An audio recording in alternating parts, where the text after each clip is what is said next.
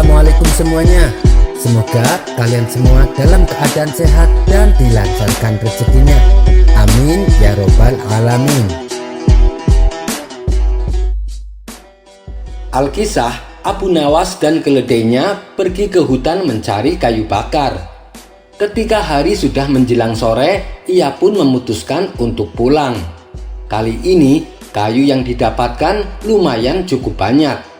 Akan tetapi alih-alih meletakkannya di atas punggung keledai, ia justru meletakkannya di atas kepalanya sendiri. Kemudian ia menaiki keledainya pulang ke rumah. Di tengah perjalanan, ia berpapasan dengan kawan lamanya. Melihat perilaku Abu Nawas yang aneh membuat kawannya itu merasa heran. "Abu Nawas, mengapa kau membawa kayu bakar itu di kepalamu? Apa tidak sakit?" tanya kawannya. "Benar kawan, ini memang menyakitkan," jawab Abu Nawas. "Kalau begitu, kenapa tidak kau letakkan saja di punggung keledai?" kata kawannya menyarankan. "Tidak kawan, aku ingin meringankan beban keledaiku," balas Abu Nawas. "Maksudmu bagaimana? Aku bingung dengan cara berpikirmu," tanya kawannya. "Begini kawan, keledai ini yang membawaku dan aku yang membawa kayu bakarnya," jelas Abu Nawas. "Dasar aneh kau Abu Nawas," ujar kawannya dan berlalu meninggalkan Abu Nawas. Kisah selanjutnya. Pada suatu hari, seorang pencuri telah mencuri keledai milik Abu Nawas. Kemudian Abu Nawas pergi ke rumah Tuan Hakim untuk melaporkan kejahatan tersebut. Ia berharap Tuan Hakim akan menemukan pelakunya sehingga keledainya bisa kembali. "Tuan Hakim, saya ingin melaporkan pencurian," teriak Abu Nawas. "Seseorang telah mencuri keledai saya. Saya butuh bantuan Anda, Tuan Hakim." Mendengar pengaduan tersebut, Tuan Hakim langsung menanggapinya. "Baik, ceritakan padaku bagaimana kronologi kejadiannya dan bagaimana ciri-ciri pelakunya," tanya Tuan Hakim. "Bagaimana aku tahu? Aku tidak ada di sana saat kejadian. Kalau saja aku ada di sana, aku pasti sudah menghentikan pencuri itu dan tak akan membiarkan dia mengambil keledaiku. Percuma saja aku datang ke sini," kata Abu Nawas sambil pergi berlalu. Kisah selanjutnya. Alkisah, Abu Nawas dan Abu Jahil terlibat pertengkaran hebat. Karena saking emosinya, Abu Nawas berkata, "Baumu lebih busuk daripada kambing, Abu Jahil." Mendengar hal itu, Abu Jahil menggugat Abu Nawas ke pengadilan atas tuduhan pencemaran nama baik. "Baiklah Abu Jahil, bawa kemari seekor kambing untuk perbandingan." Maka dihadirkanlah seekor kambing di tengah-tengah ruang sidang. Ketika Tuan Hakim menunduk untuk mengendus, seketika ia jatuh pingsan karena saking buruknya bau kambing tersebut. Lalu orang-orang yang ada di ruang pengadilan mencoba menyadarkan Tuan Hakim. Tidak lama kemudian ia pun tersadar dari pingsannya. "Sekarang bawa Abu Jahil masuk," perintah Tuan Hakim. Abu Jahil yang baru pertama kali menghadapi pengadilan merasa gugup dan gemetaran, apalagi ketika pandangan orang-orang tertuju kepadanya. Adapun Tuan Hakim yang terkenal galak dan tegas mulai menghampiri Abu Jahil untuk mengendus bau badannya. Karena saking groginya, Abu Jahil sampai kentut tanpa ia sadari. Kentut yang ia keluarkan tidak berbunyi, tapi aromanya sangat busuk dan berbau. Walhasil Tuan Hakim pun jatuh pingsan untuk yang kedua kali. Setelah tersadar, Tuan Hakim berkata, "Usir Abu Jahil dan kambing itu dari ruangan ini. Keduanya sama-sama berbau busuk." Akhirnya sidang pun ditutup. Abu Nawas terbebas dari hukuman. Kisah selanjutnya. Pada suatu hari, Abu Nawas tertangkap basah mengambil karung gandum milik tetangganya. Akibat perbuatannya tersebut, Abu Nawas diseret ke pengadilan. "Wahai Abu Nawas, tetanggamu melaporkan bahwa kau mengambil karung gandum dan membawanya dengan gerobak. Kenapa kau lakukan itu?" Tanya Tuan Hakim. Maaf Tuan Hakim, aku memang bodoh. Aku bingung dan tidak bisa membedakan mana karung gandum milikku dan mana karung gandum milik tetanggaku, ujar Abu Nawas. Oh, jadi itu alasannya. Kalau kau memang bodoh dan bingung dan tidak bisa membedakan, kenapa kau tidak menaruh karung gandummu di gerobak milik tetanggamu? Tanya Tuan Hakim.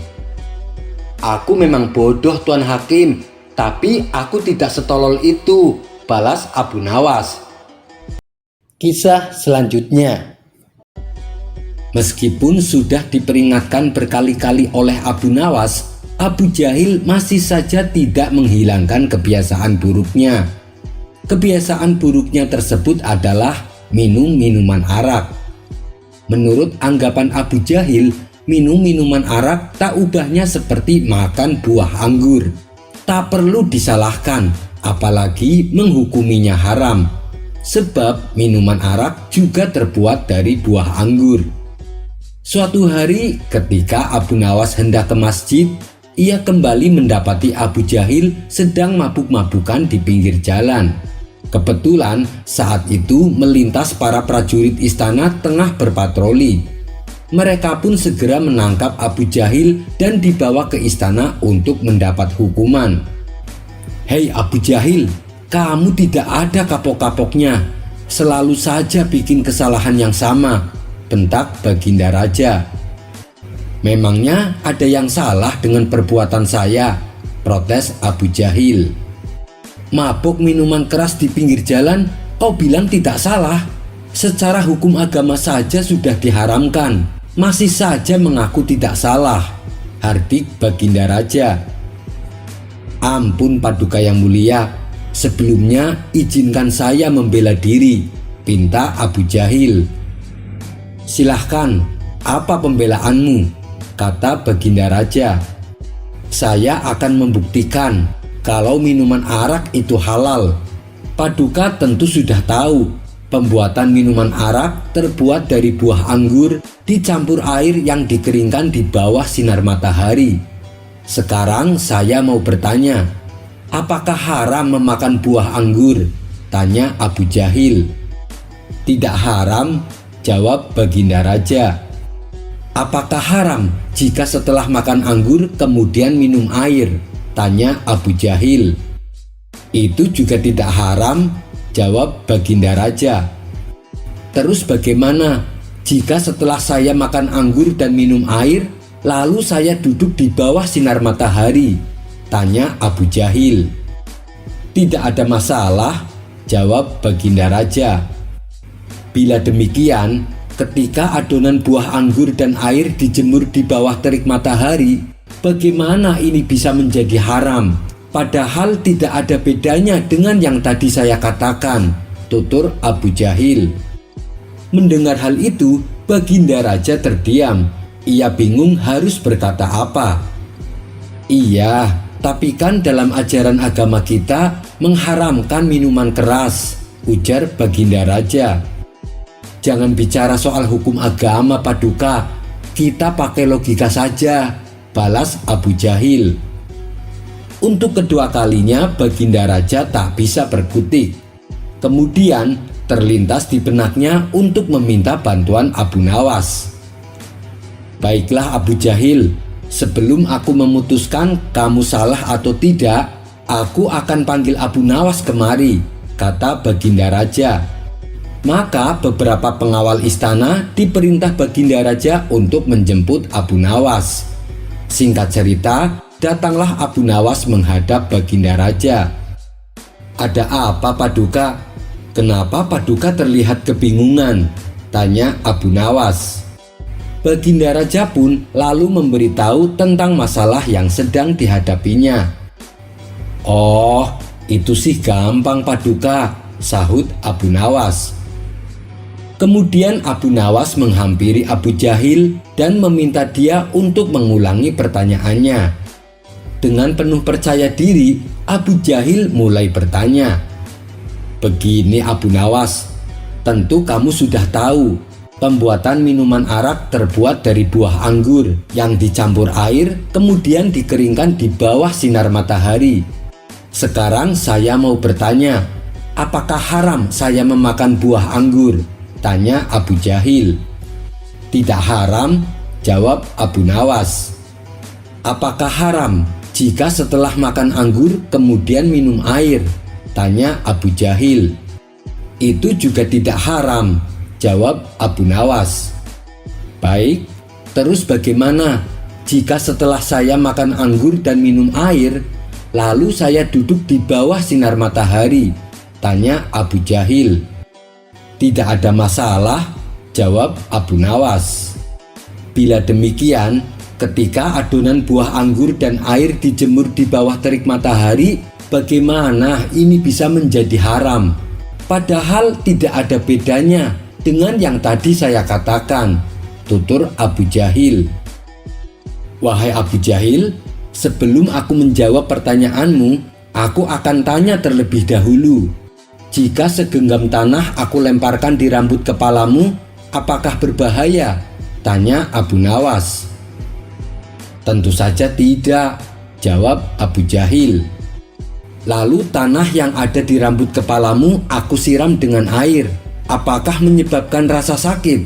Tanya Abu Nawas.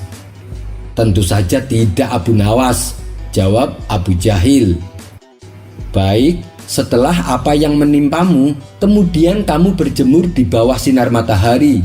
Apakah itu akan membuatmu sakit? Tanya Abu Nawas. Itu juga tidak, jawab Abu Jahil. Sekarang begini Abu Jahil, jika aku mengolah segenggam tanah dicampur air, lalu aku jemur di bawah sinar matahari hingga menjadi batu bata, kemudian aku lemparkan di kepalamu, apakah terasa sakit? Tentu saja sakit, Abu Nawas, dan itu bisa menyebabkan pendarahan, jawab Abu Jahil. Nah, jadi kesimpulannya adalah adonan tanah dan air yang menjadi batu bata bisa melukai manusia. Demikian pula dengan adonan buah anggur dan air yang kemudian menjadi minuman keras. Itu bisa menjadikan banyak masalah dan adalah wajib menghukum peminumnya, terang Abu Nawas. Mendengar penjelasan Abu Nawas, Abu Jahil tak mampu mendebatnya. Sementara Baginda Raja memuji kecerdasan Abu Nawas. Bagaimana Abu Jahil? Apakah kamu masih mau mengelak? Tanya Baginda Raja. Abu Jahil hanya terdiam. Ia pun akhirnya dimasukkan ke dalam penjara untuk menjalani hukuman. Kisah selanjutnya. Pada suatu hari, Baginda Raja dan para menteri tampak sedang berkumpul di istana. Mereka membicarakan ingin kembali menguji kecerdasan Abu Nawas.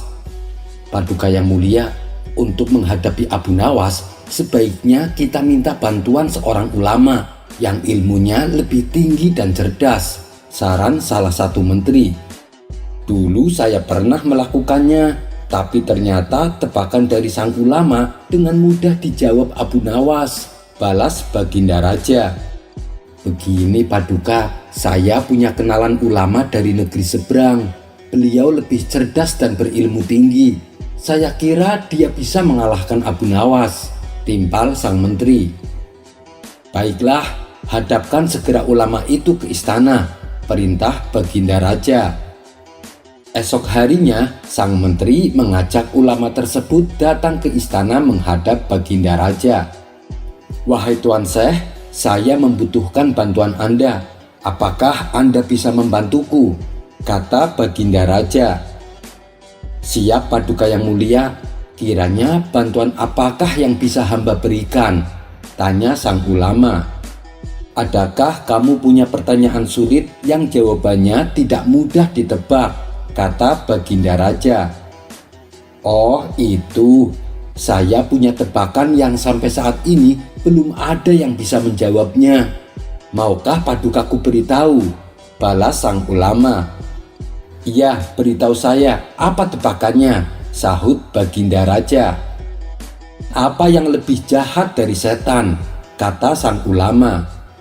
Bukankah setan adalah makhluk yang paling jahat? Tapi kenapa kau bilang ada yang lebih jahat? Tanya Baginda Raja heran. Katanya Paduka butuh tebakan. Jawab saja Paduka. Kalau bisa berarti Paduka seorang yang pandai, ujar sang ulama. Pertanyaan ini belum pernah aku dengar sebelumnya dan pasti Abu Nawas tak akan bisa menjawabnya, pikir Baginda Raja. Bisakah kau beritahu aku apa jawabannya? Pinta Baginda Raja kepada sang ulama. Maaf Paduka yang mulia, tapi saya tidak akan memberitahu kepada siapapun, balas sang ulama. Baiklah, pertanyaanmu memang aneh dan sulit dijawab, ucap Baginda Raja. Masih ada satu pertanyaan lagi, sahut sang ulama. Apa itu? Tanya Baginda Raja. Perkara apa yang orang miskin punya dan dibutuhkan oleh orang kaya? Kata sang ulama memberitahu. Sejenak Baginda Raja terdiam. Namun setelah sekian lama berpikir, ia tak kunjung menemukan jawaban. Kalau pertanyaannya dibalik, tentu akan mudah dijawab. Perkara apa yang orang kaya punya dan dibutuhkan orang miskin? Tentulah jawabannya harta. Tapi ini malah sebaliknya. Ini yang membuat saya menjadi pusing, ujar Baginda Raja. Namanya saja tebakan Paduka, tentu penuh dengan teka-teki, timpal sang ulama. Kedua pertanyaanmu memang bagus dan tepat sekali untuk menantang Abu Nawas, puji Baginda Raja. Maka pada keesokan harinya dipanggillah Abu Nawas menghadap Baginda Raja. Ketika Abu Nawas tiba di istana, Baginda Raja berkata, Abu Nawas, aku punya pertanyaan untukmu. Jika kamu menjawab dengan benar, kamu akan mendapatkan hadiah. Tetapi jika kamu salah, kamu akan dihukum. Apakah kamu berani menerima tantangan ini? Tanya Baginda Raja. Abu Nawas yang kala itu sedang membutuhkan uang langsung mengiyakan tantangan tersebut. Saya siap Paduka. Apa pertanyaannya? Sahut Abu Nawas. Apa yang lebih jahat dari setan? Tanya Baginda Raja. Yang lebih jahat dari setan adalah kedengkian kita, jawab Abu Nawas. Mendengar hal itu, Baginda Raja tercengang dengan jawaban Abu Nawas. Sementara sang ulama memuji akan kecerdasan Abu Nawas. Baiklah Abu Nawas, sekarang pertanyaan kedua. Apa yang dipunyai oleh orang miskin tapi dibutuhkan oleh orang kaya? Tanya Baginda Raja. Jawabannya adalah harapan. Karena orang miskin punya harapan, sedangkan orang kaya butuh lebih banyak lagi, jawab Abu Nawas. Untuk kedua kalinya Baginda Raja dibuat tercengang oleh kecerdasan Abu Nawas. Ia tak menyangka pertanyaan yang dianggapnya sulit dengan mudah dijawab oleh Abu Nawas. Begitu pula dengan sang ulama, ia kembali memuji atas kecerdasan Abu Nawas. Sesuai dengan janji yang diucapkan, Baginda Raja kemudian memberi Abu Nawas hadiah. Kisah selanjutnya. Dikisahkan ada seorang menteri yang usianya semakin menua. Meski demikian, ia ingin selalu tampil muda dan gagah di depan orang-orang. Tapi yang namanya usia tidak mungkin bisa dibohongi, apalagi dengan warna janggutnya yang sudah mulai memutih. Suatu ketika, sang menteri akan mengadakan pesta yang hanya dihadiri oleh orang-orang pilihan. Untuk menambah semaraknya suasana pesta, Tuan Menteri tak lupa mengundang serta Abu Nawas. Maka diperintahkanlah beberapa pengawal untuk memanggil Abu Nawas di rumahnya.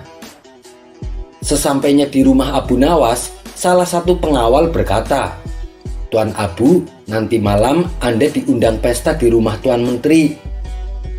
Mendengar kabar tersebut tentu saja membuat Abu Nawas kegirangan. Baik, nanti malam saya akan ke sana. Oh iya, sampaikan salam hormat saya untuk Tuan Menteri, balas Abu Nawas.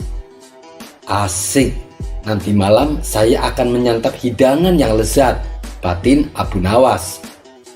Singkat cerita, malam pun tiba. Abu Nawas bergegas menuju rumah Tuan Menteri. Setibanya di sana, Abu Nawas disambut hangat layaknya tamu kehormatan. Tuan Menteri lalu mempersilahkan Abu Nawas duduk bersama para tamu undangan yang lain. Tidak berapa lama kemudian, hidangan lezat mulai disajikan di atas meja makan. Melihat hal itu, Abu Nawas sudah tidak sabar untuk menyantapnya. Sembari mengambil hidangan di hadapannya, Abu Nawas pura-pura berbasa-basi.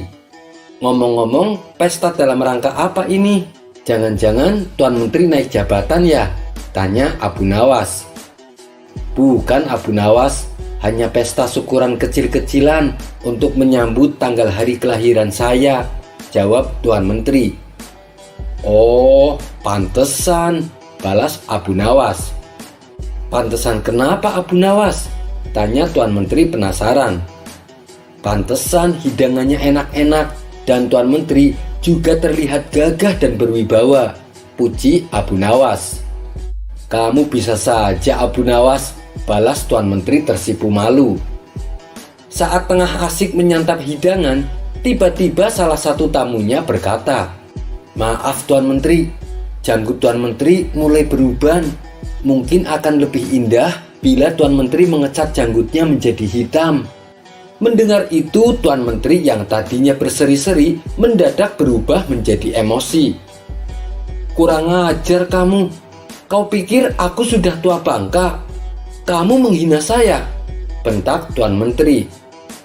"Ampun Tuan Menteri, saya sama sekali tidak bermaksud demikian," jawab tamu tersebut ketakutan.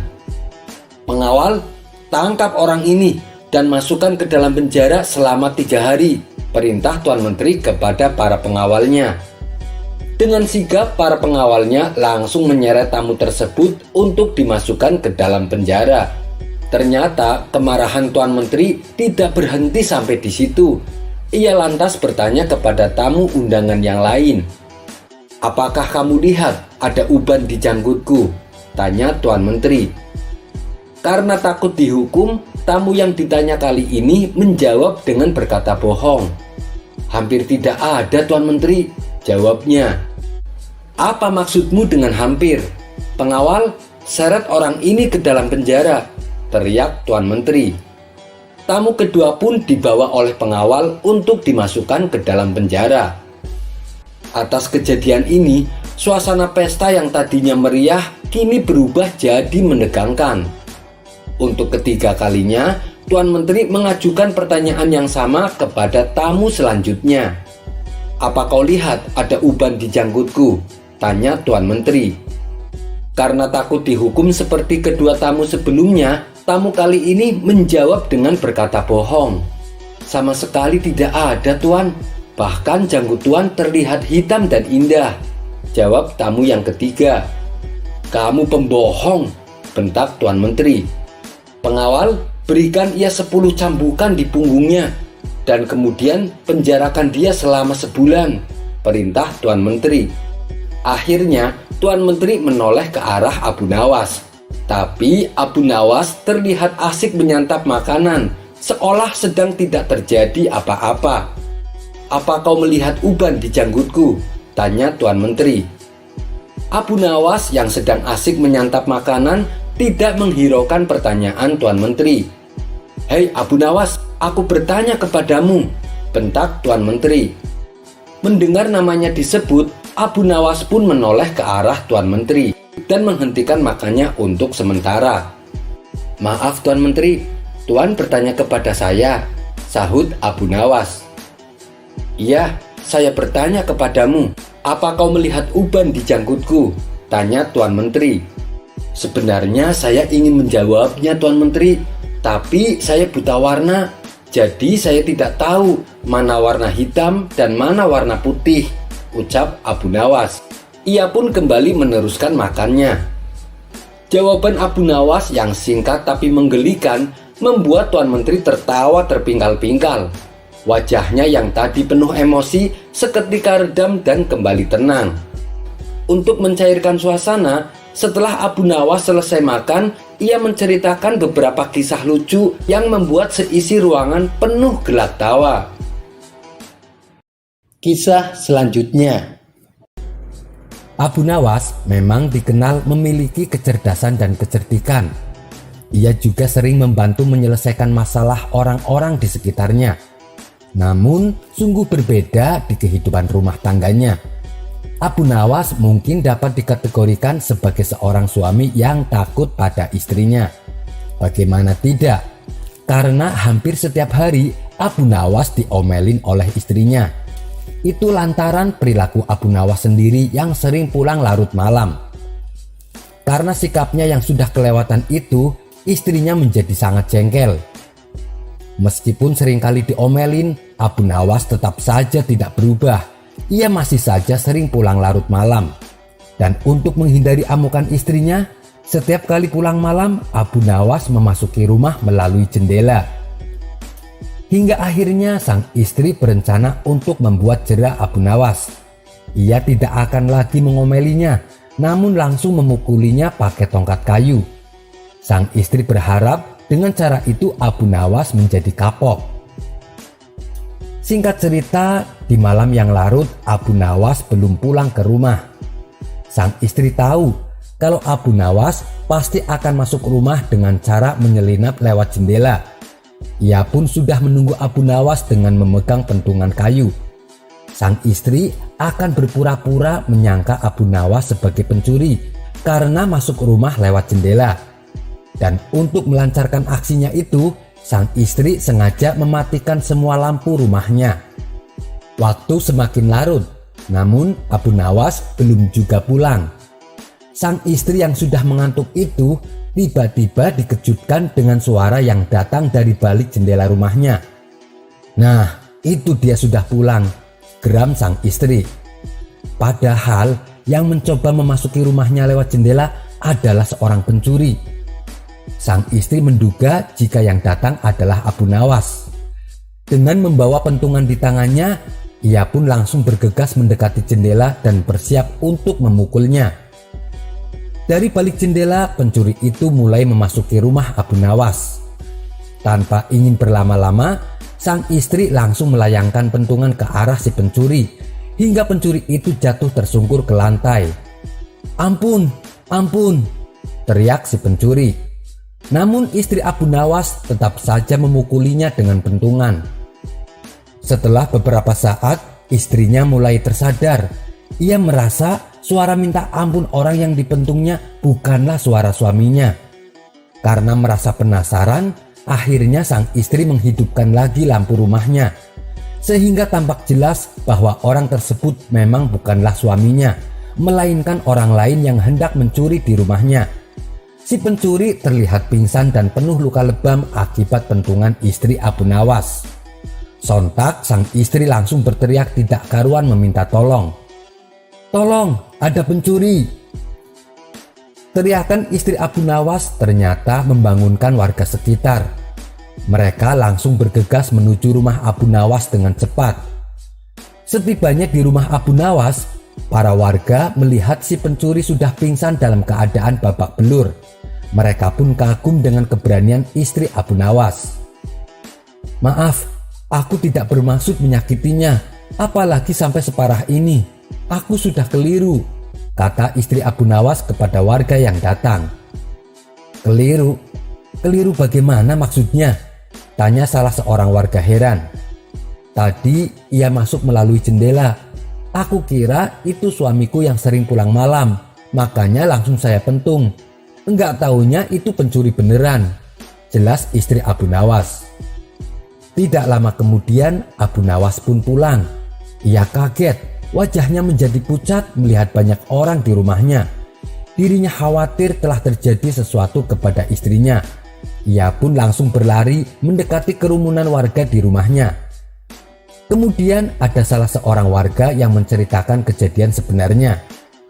Wajah Abu Nawas yang semula pucat berubah menjadi tersenyum. Ia kemudian berkata, "Untung saja aku pulang lebih telat. Kalau tidak, aku yang akan mengalami nasib sial itu," ujar Abu Nawas merasa bahagia. Namun demikian, Abu Nawas sangat memuji keberanian istrinya. Meski si pencuri dikiranya adalah dirinya yang sering pulang malam lewat jendela. Kisah selanjutnya. Alkisah, Abu Nawas punya tetangga yang terkenal sangat pelit dan bahil. Dia bernama Abu Jahil. Saking pelitnya, ia tak pernah sekalipun berbagi makanan kepada kawan-kawannya. Pernah pada suatu hari, tanpa sengaja Abu Nawas memakan kue milik Abu Jahil. Melihat itu, Abu Jahil mendadak emosi. Ia pun tak henti-hentinya memarahi Abu Nawas. Akibat sifatnya ini membuat dirinya dijauhi oleh kawan-kawannya. Dan yang membuat mereka gusar, setiap kali ada acara makan-makan di rumah orang lain, Abu Jahil tak pernah melewatkannya. Ia selalu datang ke acara tersebut meskipun dicemooh kawan-kawannya. Baginya, yang penting bisa makan gratis sepuas-puasnya. Hingga pada suatu hari, Abu Jahil jatuh sakit. Abu Nawas selaku tetangga yang baik datang untuk menjenguknya. Setibanya di sana, tak berselang lama datang seorang tabib untuk mengobati. Kala itu kondisi Abu Jahil terlihat sangat memprihatinkan. Tubuhnya demam tinggi dan tensi darahnya sangat rendah. Setelah Abu Jahil diperiksa, sang tabib berkata kepadanya, "Tuan, demam Anda tinggi sekali, sementara tekanan darahmu rendah. Demam Anda akan sembuh jika tekanan darah Anda naik," jelas sang tabib. Mendengar penjelasan tersebut, tanpa sengaja Abu Nawas berceletuk, "Wahai Tuan Tabib, aku tahu bagaimana caranya supaya membuat tekanan darah temanku yang kikir ini bisa naik dengan cepat." Sang tabib bertanya, "Oh ya, bagaimana itu?" Dengan entengnya Abu Nawas menjawab, "Itu mudah sekali, makanlah semua makanan di rumah ini tepat di hadapannya. Aku yakin darahnya akan naik dengan cepat dan demamnya pun akan hilang." Spontan, sang tabib tertawa terbahak-bahak mendengarnya. Sementara Abu Jahil yang sedang sakit hanya diam dan memalingkan wajahnya dari Abu Nawas dan sang tabib. Abu Nawas kembali berkata, "Tapi aku punya cara lain supaya tekanan darahnya naik." Sang tabib membalas, "Apalagi? Tapi jangan yang membuat rugi Abu Jahil." "Oh, tentu saja tidak. Abu Jahil tidak perlu mengeluarkan uang sepeser pun, bahkan tak perlu memberikan makanan kepada orang lain," jawab Abu Nawas. Mendengar hal itu, Abu Jahil yang tadinya memalingkan wajah merasa penasaran dan kembali menghadap Abu Nawas. Sementara sang tabib kembali bertanya, "Bagaimana caranya Abu Nawas?" Abu Nawas menjawab, "Gampang, ludahi saja mukanya. Tekanan darahnya pasti akan naik karena emosi." Untuk kedua kalinya, sang tabib kembali dibuatnya terpingkal-pingkal. Adapun Abu Jahil yang tadinya serius ingin tahu, kembali memalingkan wajahnya dan tak mau lagi menatap Abu Nawas. Kisah selanjutnya. Di manakah batas jagat raya? Dikisahkan Baginda Raja memanggil Abu Nawas untuk memecahkan teka-teki yang selama ini membuatnya pusing. Singkat cerita, datanglah Abu Nawas menghadap. Tanpa basa-basi, Baginda Raja langsung berkata, "Wahai Abu Nawas, aku memanggilmu untuk menemukan jawaban dari teka-teki yang selama ini menggoda pikiranku." Abu Nawas membalas, "Bolehkah hamba mengetahui apa teka-teki itu, wahai Paduka yang mulia?" Baginda Raja lalu kembali berkata, "Di manakah sebenarnya batas jagat raya ciptaan Tuhan kita?"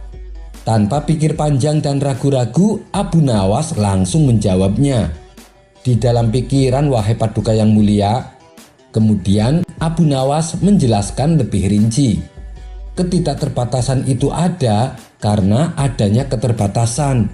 Dan keterbatasan itu ditanamkan oleh Tuhan di dalam otak manusia. Maka dari itu, manusia tidak akan pernah tahu di mana batas jagat raya ini. Sebab sesuatu yang terbatas tentu tak akan mampu mengukur sesuatu yang tidak terbatas, tutur Abu Nawas. Baginda Raja pun tersenyum puas mendengar penjelasan Abu Nawas yang masuk akal. Kisah selanjutnya. Dahulu di zaman sahabat Nabi ada seorang Nasrani yang menetap di kota Madinah, di mana orang Nasrani tersebut selalu mengejek seruan azan. Apabila ia mendengar seruan azan di kalimat Asyhadu anna Muhammadar Rasulullah, yang artinya saya bersaksi bahwa Muhammad adalah utusan Allah, si Nasrani ini membalasnya dengan berkata Haroko al-Kadzab, yang artinya semoga terbakarlah pembohong itu. Kemudian pada suatu malam, seorang pembantunya masuk ke dalam rumahnya sambil membawa obor api saat ia sedang tertidur. Ternyata percikan kecil dari api yang dibawanya terjatuh, sehingga menyebabkan rumah itu terbakar semuanya. Tragisnya, laki-laki Nasrani itu terbakar beserta keluarganya ketika sedang tertidur. Kisah ini diriwayatkan oleh Ibnu Jarir dari As-Saddi. Wallahu a'lam bishawab. Kisah selanjutnya. Karena seringnya begadang sampai lupa waktu, kini Abu Nawas dilarang istrinya keluar rumah. Jangankan tongkrongan malam hari, di saat siang hari pun tidak diperbolehkan. Kalau sampai melanggar larangan tersebut, istrinya mengancam akan pulang ke rumah orang tuanya. Akhirnya dengan berat hati, Abu Nawas menuruti perkataan istrinya. Seminggu pun berlalu, Abu Nawas mulai terlihat jenuh dengan suasana di rumahnya.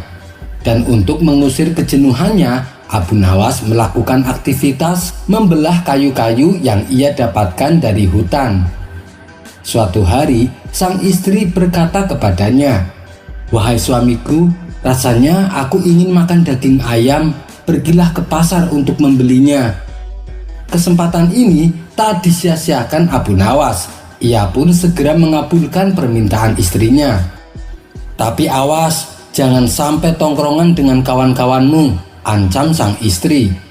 Maka pergilah Abu Nawas ke pasar. Di tengah perjalanan ia bertemu sahabatnya. "Hei Abu Nawas, kenapa sekarang jarang kelihatan? Kami semua kangen dengan ceritamu," kata sahabatnya. "Iya, baru-baru ini aku ada kesibukan yang tak bisa aku tinggalkan," balas Abu Nawas berpura-pura. "Oh begitu. Mumpung kamu bisa keluar, ayo kita ngumpul di warung. Di sana sudah banyak kawan kita menunggu," ajak sahabatnya. Awalnya Abu Nawas menolak, tapi karena terus-terusan didesak, ia pun akhirnya ikut juga. Sesampainya di warung, Abu Nawas disambut hangat oleh kawan-kawannya. Lalu mereka ngobrol ngalor ngidul dengan diselingi canda tawa. Karena saking asiknya ngobrol, Abu Nawas sampai lupa waktu. Dan ketika waktu sudah menjelang sore, ia baru teringat akan pesan sang istri. "Waduh, celaka, bisa-bisa istriku ngambek pulang ke rumah orang tuanya. Mana aku belum beli ayam lagi," kata Abu Nawas dalam hati.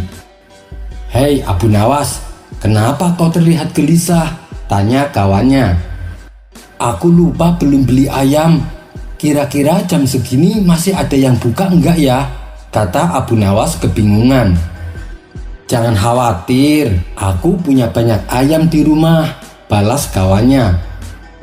"Baiklah, ayo kita ke rumahmu sekarang," timpal Abu Nawas. Setelah berhasil mendapatkan ayam, Abu Nawas masih terlihat gelisah. Ia pun terus memutar otaknya supaya sang istri tidak jadi marah. Tiba-tiba muncullah ide yang cemerlang. Abu Nawas yang tadinya membeli 1 ekor ayam kini ditambah menjadi 4 ekor. "Kau serius Abu Nawas? Tapi bagaimana cara kau membawanya?" tanya kawannya. "Kan aku bisa minta bantuan kamu. Aku membawa 2 ekor, kamu juga membawa 2 ekor, jawab Abu Nawas. Kawannya pun setuju dan ikut membawakan ayamnya. Setelah mereka berdua sudah dekat dengan rumah Abu Nawas meminta kepada kawannya untuk melepaskan ayam yang dibelinya. "Sekarang pulanglah, jangan sampai istriku melihatmu," kata Abu Nawas. Kemudian Abu Nawas mulai menggiring keempat ayam tersebut dengan menggunakan tongkat kayu. Ketika akan memasuki halaman rumah, Abu Nawas berteriak, "Ayo, ayo, cepetan jalan, sebentar lagi sudah nyampe rumah." Mendengar ada suara teriakan suaminya, istri Abu Nawas pun segera keluar. Rupanya sang istri sudah sangat emosi dan sudah mengemasi baju-bajunya untuk pulang ke rumah orang tuanya. Tapi begitu melihat Abu Nawas menggiring ayam, ia malah tertawa dan tidak jadi marah. "Waduh, waduh, duhai suamiku, bawa ayam kok digiring? Pantesan jam segini baru nyampe rumah," kata sang istri sambil tertawa. "Soalnya ayamnya ada 4 ekor, susah kalau dibawa pakai tangan," balas Abu Nawas. "Loh, aku kan menyuruhnya beli 1 ekor, kenapa belinya 4? Tanya sang istri. "Begini wahai istriku, supaya kalau besok kau ingin makan daging ayam lagi, tak perlu repot-repot beli ke pasar," jawab Abu Nawas beralasan. Mendengar hal itu, sang istri pun bertambah bahagia. "Rupanya suamiku sangat pengertian," kata sang istri dalam hati. Kisah selanjutnya. Dahulu ada seorang pemuda yang suka menipu dan berbuat usil. Sampai-sampai para warga menjulukinya dengan sebutan Fulan At-Toror, yang artinya Fulan tukang tipu. Pernah pada suatu hari si pemuda masuk ke pasar dan mencari target yang akan menjadi korbannya. Tak lama kemudian ia melihat lelaki tua dari desa. Si pemuda pun berpura-pura mengenalnya. Ia langsung menjabat tangannya dan berkata, "Kamu adalah teman dekat ayahku dan aku ingin mengajakmu makan." Lelaki tua itu menjadi heran dan bertanya, "Siapa kamu? Aku tidak mengenalmu dan aku juga tidak mengenal ayahmu."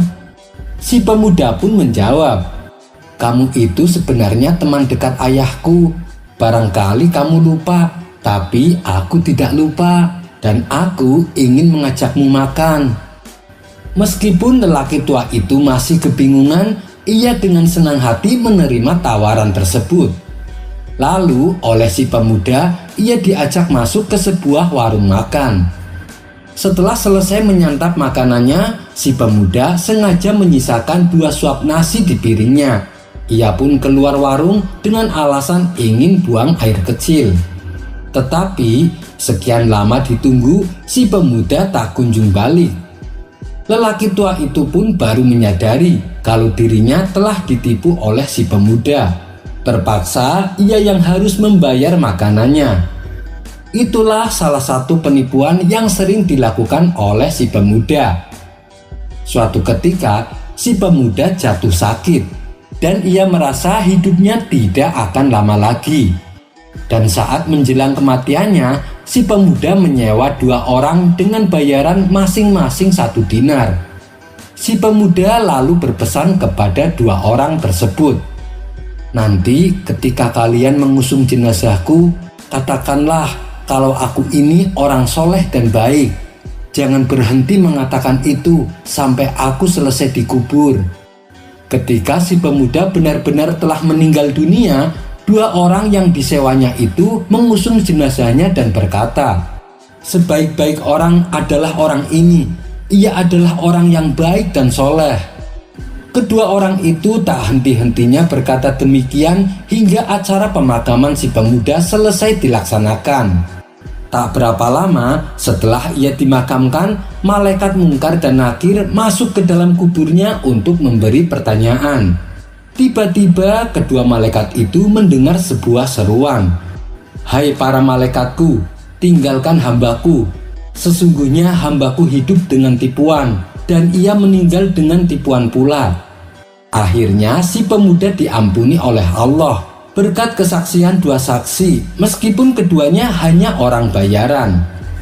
Dari kisah ini terdapat pelajaran berharga bahwa seorang hamba akan diampuni Allah disebabkan kesaksian dan pujian orang-orang kepadanya setelah kematian. Kisah ini terdapat dalam kitab Al-Mawa'iz Al-Usfuriyah karya Syekh Muhammad bin Abu Bakar Usfuri. Wallahu a'lam bishawab. Kisah selanjutnya, ada kisah menakjubkan yang luar biasa. Meskipun tidak masuk akal, tapi ini benar-benar terjadi, yaitu peristiwa dipenggalnya kepala manusia tapi bisa melantunkan ayat-ayat Al-Quran. Kisah ini terjadi di masa kekhalifahan Umar bin Khattab. Suatu ketika Khalifah Umar mengirim pasukan untuk berperang melawan bangsa Romawi. Akan tetapi pasukannya ini mengalami kekalahan, dan 20 prajurit yang masih hidup dijadikan tawanan oleh bangsa Romawi. Mereka lalu dipaksa untuk meninggalkan agama Islam dan beralih menjadi penyembah berhala. Apabila kalian masuk ke dalam agamaku lalu bersujud kepada berhala, maka akan aku jadikan pemimpin di kota-kota besar. Aku juga akan memberi kalian harta dan kekayaan. Tapi jika kalian menolak, aku akan memenggal kepala kalian, kata Kaisar Romawi mengancam. Salah satu tawanan yang bernama Umar bin Abdul Aziz berkata dengan lantang, "Aku tidak akan menjual agamaku dengan harta dan kekayaan." Mendengar hal itu, sang kaisar pun menjadi murka.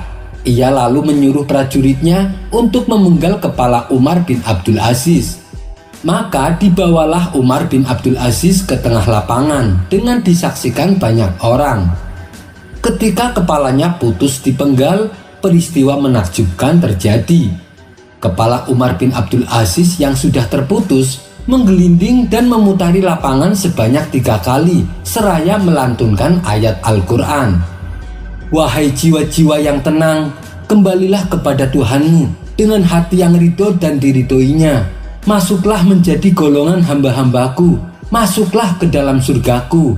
Quran Surat Al-Fajr ayat 27-30. Mendapati peristiwa menakjubkan tersebut, bukannya sadar tapi justru membuat sang kaisar bertambah murka. Ia lalu perintahkan algojonya untuk mendatangkan tawanan yang kedua. "Masuklah ke dalam agamaku, nanti aku akan memberimu kekayaan dan akan kujadikan sebagai gubernur kota. Kalau kau menolak, aku akan penggal kepalamu seperti yang aku lakukan terhadap kawanmu itu," ancam Kaisar Romawi. Tawanan kedua ini juga menjawab yang sama. "Aku tidak akan menjual agamaku dengan harta kekayaan dan jabatan." Segera saja si algojo langsung memenggal kepalanya, dan peristiwa serupa kembali terjadi. Kepala yang terputus itu menggelinding dan memutari lapangan seraya melantunkan ayat Al-Quran. Maka orang itu berada dalam kehidupan yang diridhoi, dalam surga yang tinggi, buah-buahannya dekat. Quran Surat Al-Aqah ayat 21-23. Kepala tawanan kedua ini lalu berhenti tepat di samping tawanan pertama. Kemudian Kaisar Romawi memanggil tawanan ketiga. "Bagaimana denganmu? Apakah kau ingin bernasib sama seperti kedua kawanmu? Atau kau akan masuk ke dalam agamaku? Nanti sebagai hadiahnya kau akan kujadikan gubernur kota, dan aku akan memberimu kekayaan," kata Kaisar Romawi menawarkan. Rupanya tawanan ketiga ini lebih memilih harta kekayaan dan jabatan.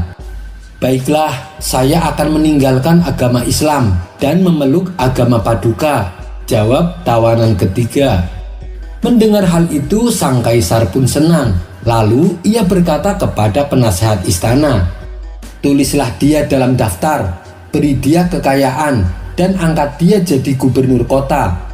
Penasehat istana membalas, "Wahai Paduka yang mulia, kita uji dulu keseriusannya. Katakan padanya, kalau dia memang benar-benar serius, bunuhlah salah satu temannya. Jika dia bersedia melakukannya, baru kita mempercayainya." Usulan penasehat istana ini disambut baik oleh Kaisar Romawi. Ia pun perintahkan tawanan ketiga untuk melakukan perbuatan keji itu. Tanpa diduga, ternyata tawanan ketiga menjalankan perintah sang kaisar.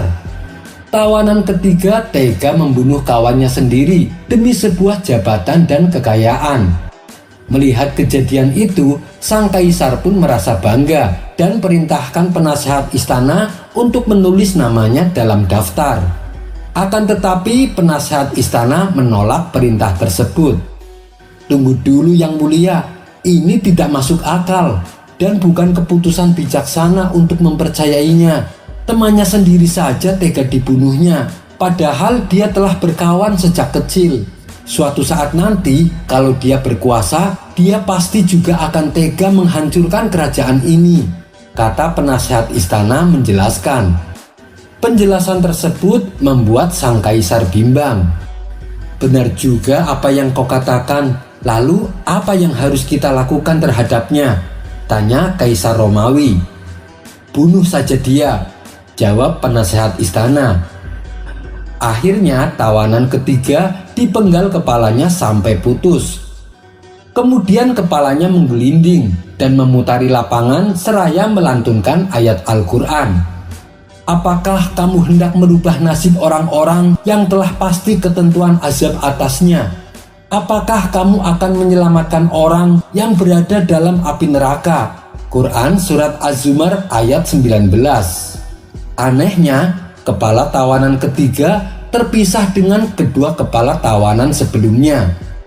Sungguh tragis tawanan ketiga ini. Dia mati dalam keadaan kafir dan mendapatkan siksa dari Allah. Sementara tawanan pertama dan kedua meninggal dalam keadaan syahid dan ditempatkan di dalam surganya Allah. Kisah ini terdapat dalam kitab Al-Mawa'idh Al-Usfuriyah karya Syekh Muhammad bin Abu Bakar Al-Usfuri, dan juga terdapat dalam kitab Syu'abul Iman karya Syekh Nawawi Al-Bantani. Wallahu a'lam bishawab. Kisah selanjutnya. Assalamualaikum semuanya. Semoga kalian semua dalam keadaan sehat dan dilancarkan rezekinya. Amin ya robbal alamin. Diceritakan, Abu Nawas menjadi penjual minyak wangi yang setiap hari berkeliling pasar untuk menjajakan dagangannya.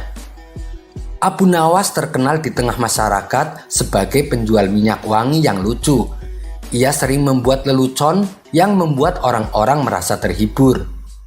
Ia banyak disukai orang karena pelayanannya yang baik dan juga kebaikan akhlak dan ketulusan hatinya. Suatu hari, sang raja mendengar kabar tentang ketenaran Abu Nawas. Kemudian ia memerintahkan pengawal pribadinya untuk mengundang Abu Nawas datang ke istana. "Pergilah dan bawalah Abu Nawas ke hadapanku." Maka pergilah pengawal itu untuk mencari Abu Nawas di pasar. Singkat cerita, Abu Nawas pun datang menghadap baginda raja. "Wahai Abu Nawas, mulai hari ini dan seterusnya, kamu tidak usah jualan keliling di pasar.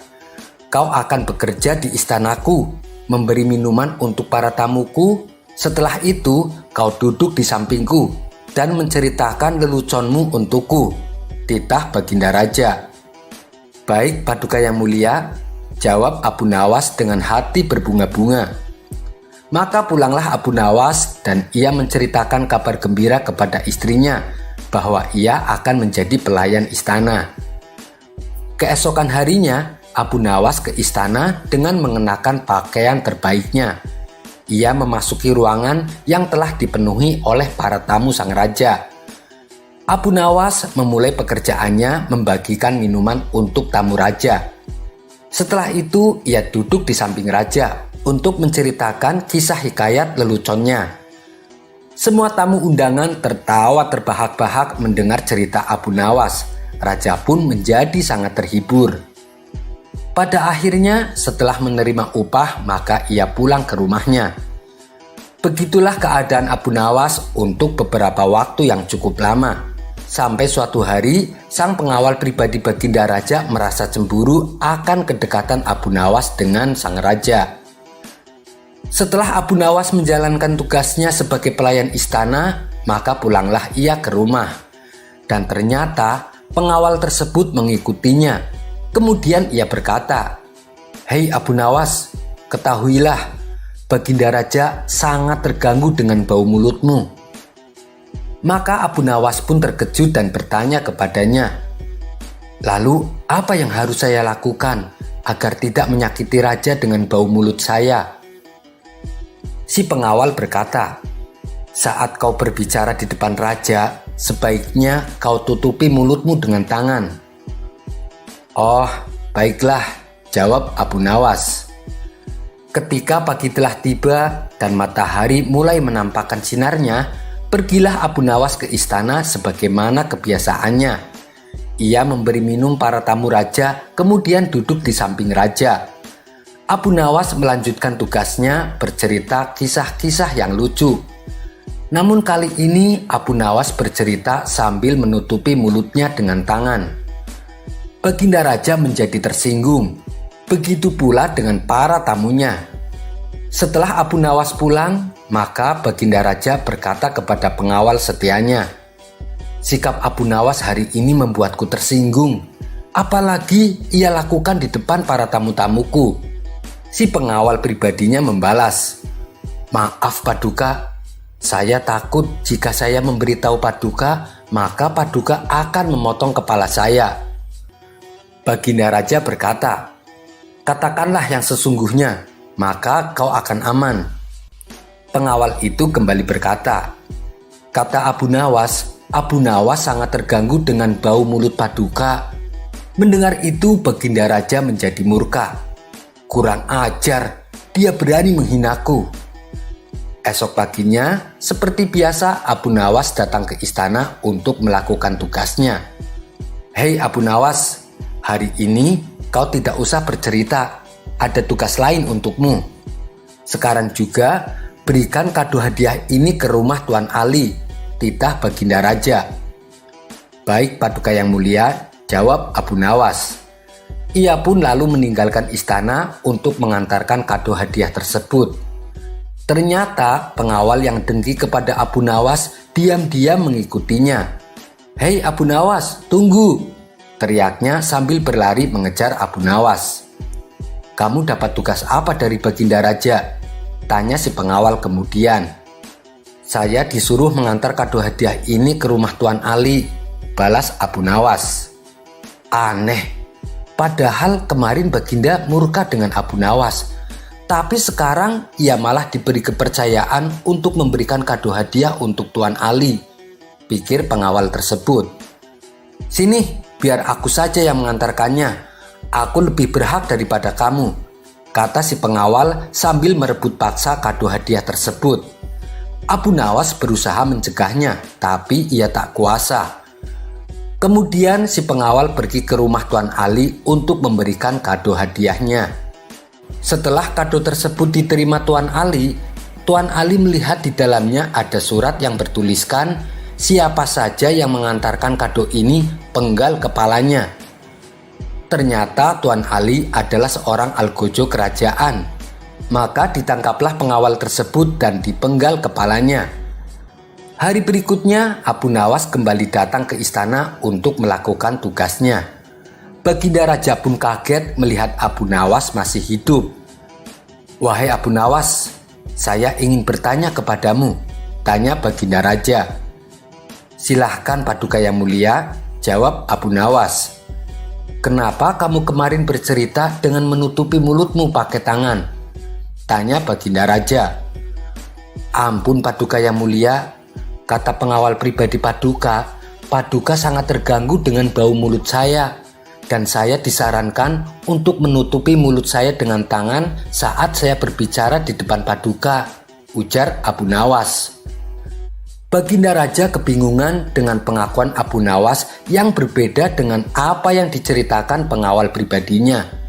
Dan Raja pun sangat murka kepadanya karena kebohongannya yang dibuat-buat. Kemudian sang raja kembali bertanya kepada Abu Nawas, "Lalu bagaimana dengan kado hadiah yang kuberikan kepadamu kemarin?" "Ampun Paduka yang mulia, kado tersebut direbut paksa oleh pengawal Paduka. Katanya dia lebih berhak dan pantas yang mendapatkan tugas itu." Maka raja pun tersenyum sambil berkata, "Sungguh ia benar-benar lebih berhak mendapatkannya daripada dirimu. Sekian dulu perjumpaan kita kali ini. Sampai bertemu lagi di kisah selanjutnya. Terima kasih yang sudah subscribe dan setia menonton channel ini. Wassalamualaikum warahmatullahi wabarakatuh.